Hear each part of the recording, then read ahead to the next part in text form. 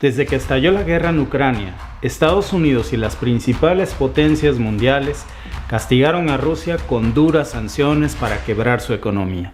Tan solo 4 días después de que el Kremlin lanzara los primeros ataques, el rublo, que es la moneda rusa, ya se había desplomado a niveles que nunca se habían visto. Después de esto, todos juraban que era cuestión de días antes de que valiera más un rollo de papel de baño que 1 millón de rublos.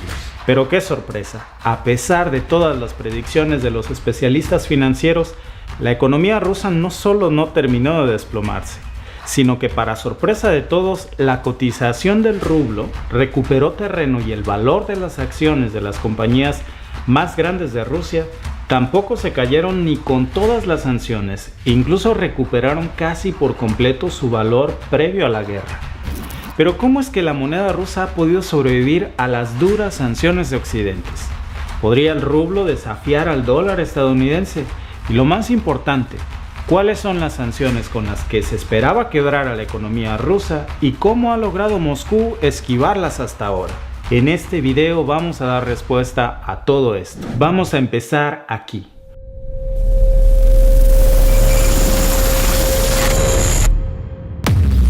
Cuatro días después de la invasión a Ucrania, el 28 de febrero el rublo perdió en un solo día hasta el 40% de su valor, algo que los rusos no habían visto ni siquiera en su terrible crisis de suspensión de pagos de 1998. Para que imagines lo grave que fue su caída en ese día, el rublo llegó a negociarse por debajo de 110 unidades por dólar y hasta 123 unidades por euro. La primera reacción del Banco Central de Rusia fue asegurar a las personas que existiría liquidez en rublos e intervino en los principales mercados capitales de Rusia a modo de supervisión de las operaciones en divisas nacionales, como la compra-venta o la recompra de acciones, o sea, que para sorpresa de muchos se detuvo todo. La bolsa de valores estuvo paralizada, en especial para los no residentes de Rusia, y con esto Moscú se aseguró de que los inversionistas extranjeros no abandonaran el mercado ruso ni queriendo. Las primeras olas de sanciones más fuertes desconectaron a los principales bancos rusos del famoso sistema de intercambio también llamado SWIFT, que es una plataforma que usan los países para intercambiar información bancaria y divisas a nivel mundial. El segundo paso fue congelar más de la mitad de las reservas extranjeras de Rusia. Más de 570 mil millones de dólares estadounidenses fueron congelados. Después, bloquearon las cuentas que pertenecían a rusos en diversos bancos del mundo, pero sobre todo en Europa. Y Estados Unidos le dio el tiro de gracia, que fue más dirigido a la población rusa, con el cese de operaciones de las más famosas franquicias de Estados Unidos y Europa, como Starbucks, McDonald's, KFC y Apple, o por lo menos eso creyeron. Pero aquí hay que hacer una pausa. Hay que reconocer este ingenio que parece chiste. Tiene hasta un toque cómico, pero es real. Y es que la reacción de Putin frente al cierre de las franquicias más famosas del mundo fue primero amenazarlos con expropiarles sus negocios y después emitió una ley que les permite a los rusos tomar esos nombres y logotipos para poner sus propios negocios de piratería. Tan solo vean esto: Netflix en Rusia ahora se llama Netflix, Spotify ahora se llama Stopify, Starbucks ahora se llama Starbucks, que es la misma medusa pero de espaldas. Y para que no se dude que es la versión patito, también hay otras tiendas que ahora se llaman Stardogs, con un patito en lugar del logotipo original. Ahora, en todas las antiguas tiendas de Adidas se fundó la marca pirata Adiós, y todos los que antes eran McDonald's ahora se llaman Tío Vania, con la misma M pero al revés, como volteada. Y donde antes estaban las famosas tiendas de pollo frito Kentucky Fried Chicken, ahora se expropiaron y se llaman Crimean Fried Chicken. Así que bueno, las sanciones de franquicias de comida rápida ya tienen un reemplazo. Pero ¿cómo se ha librado Rusia de todas las demás sanciones? El ministro de Finanzas ruso implantó controles estrictos de capital, suspendiendo las transferencias al exterior de la venta de activos por parte de no residentes rusos, pero también la compra de divisas extranjeras, dólares, euros principalmente, y de oro. por si fuera poco, las empresas rusas no pueden atender pagos al exterior y los exportadores deben convertir al menos 80% de sus ingresos en moneda nacional. Básicamente, la prioridad de Rusia fue asegurar de cualquier manera la liquidez del rublo y, lo más importante, crear una cierta demanda y hacer que sus vecinos europeos necesiten rublos aun cuando no quieran. Y la mejor manera de lograrlo, eso ya sabemos cuál fue. Rusia es el mayor productor de gas en el mundo y el segundo más grande en petróleo, y toda Europa depende en gran medida del gas ruso.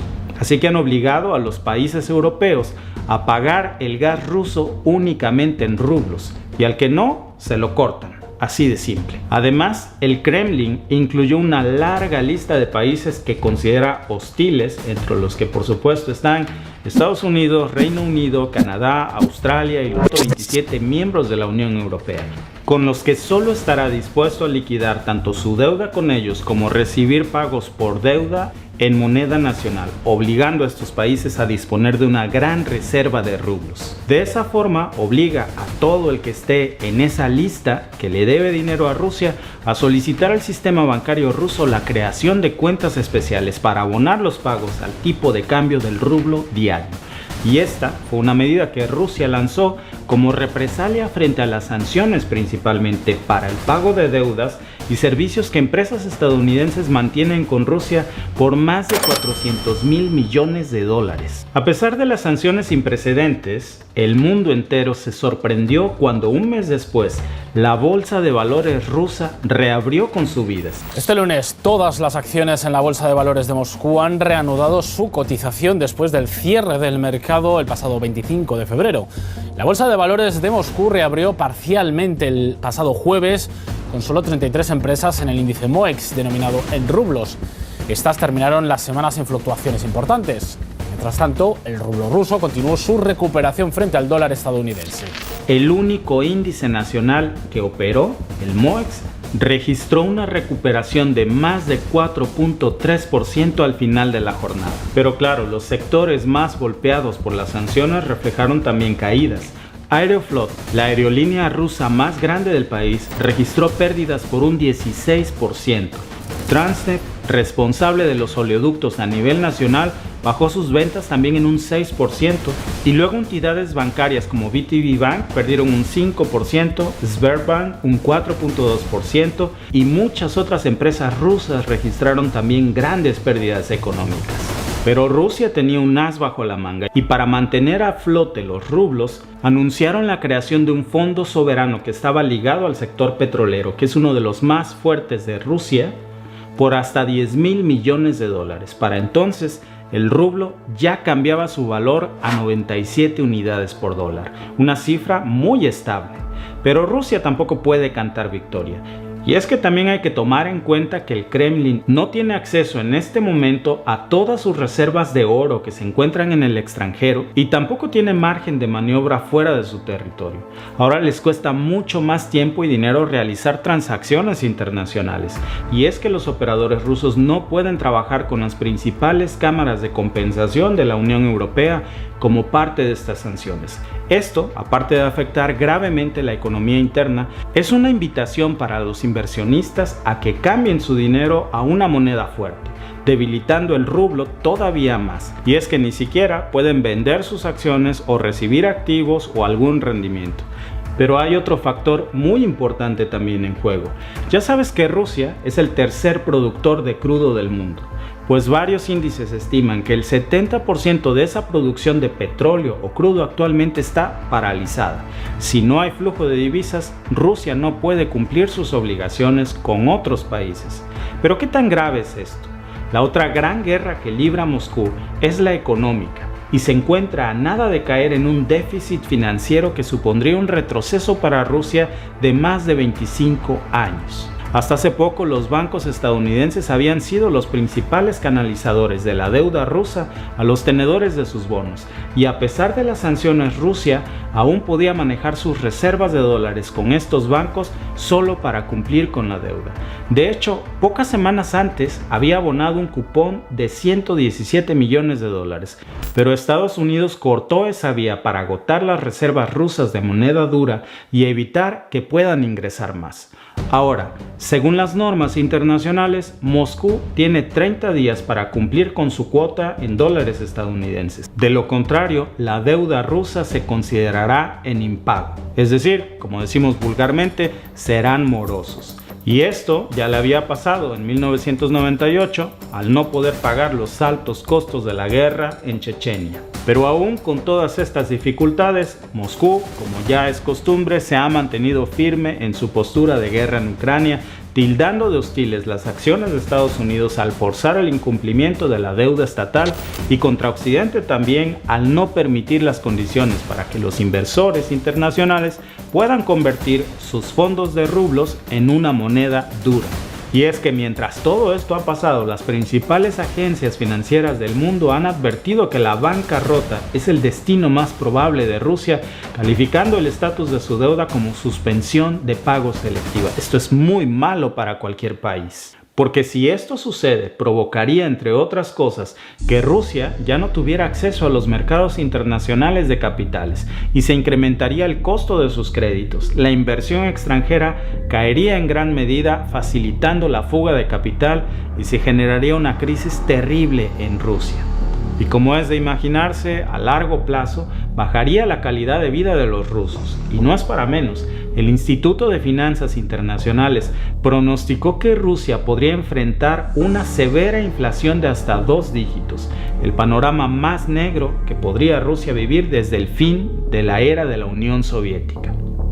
A pesar del complicado panorama que se prevé, las medidas preventivas de Putin han surtido efecto en apariencia. Pero hay otras personas que no son tan optimistas con la situación actual de Rusia. Y es que aunque pareciera que hasta ahora el rublo ha podido esquivar todas las sanciones, esto no podría ser por mucho tiempo.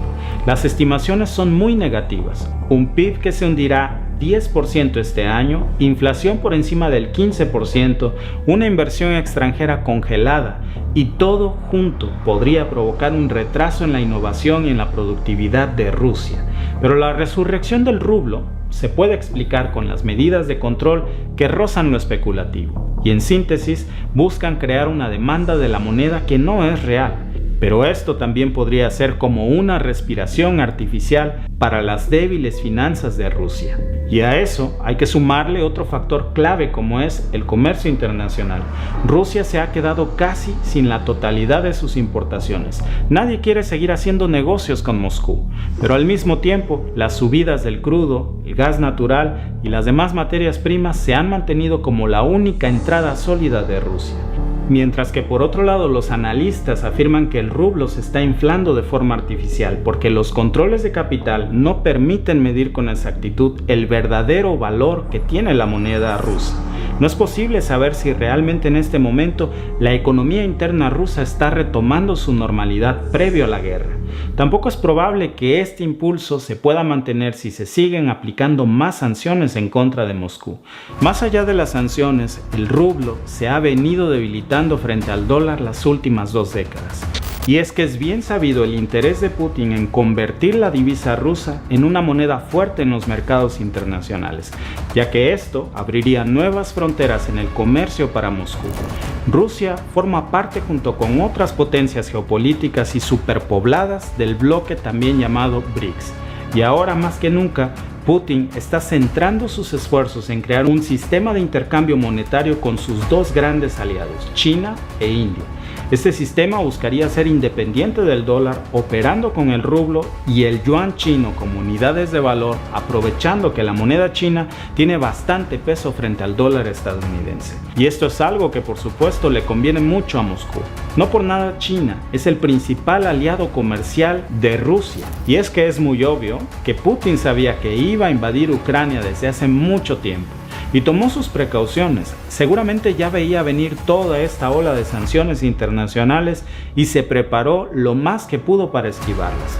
Por eso el Kremlin no comenzaba su ofensiva contra Ucrania hasta asegurarse del apoyo, quizás no militar, pero sí estratégico de Xi Jinping, con ese reforzamiento de lazos contra las acciones de Occidente a principios de febrero.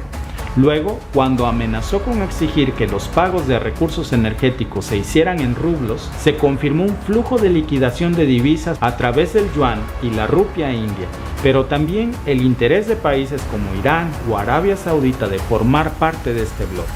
Recientemente, funcionarios de los bancos centrales de Rusia e India se reunieron para sentar las bases de un sistema de intercambio rublos-rupias que permitieran a Moscú facilitar la venta de petróleo y materia prima, algo así como tener su propio sistema de intercambio internacional privado para estos países. Pero hay que recordar que India está en una posición más delicada que China. Y es que por un lado, el comercio con Rusia movió unos 12.000 millones de dólares en el 2021, principalmente en hidrocarburos como obviamente gas, crudo, pero también en armas y farmacéuticos. Y desde que estalló el conflicto, la India ha sido uno de los principales aliados comerciales de Rusia, comprando cerca de 13.000 millones de barriles de crudo, casi la misma cantidad que se adquirió en todo el año pasado.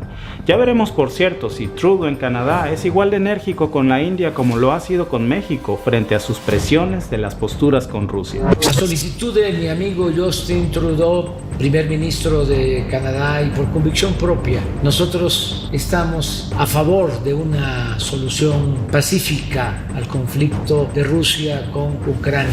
Desde luego no aceptamos la invasión de Rusia a Ucrania porque nosotros hemos padecido de invasiones. Nos invadieron los españoles, nos invadieron los franceses, 2 veces los estadounidenses, y en una ocasión nos arrebataron más de la mitad de nuestro territorio. Nosotros condenamos las invasiones. Y es que Trudeau ha sido muy benéfico y tolerante con la India. Pero me gustaría saber cuál es tu opinión. ¿Crees que el rublo podría seguir esquivando las sanciones internacionales o que podría Rusia caer en un déficit que los afecte a largo plazo? Voy a estar leyendo tus comentarios y si te ha gustado nuestro análisis, ayúdame suscribiéndote al canal y regálanos un like para que más personas puedan ver nuestros videos. Yo te veo en el próximo video.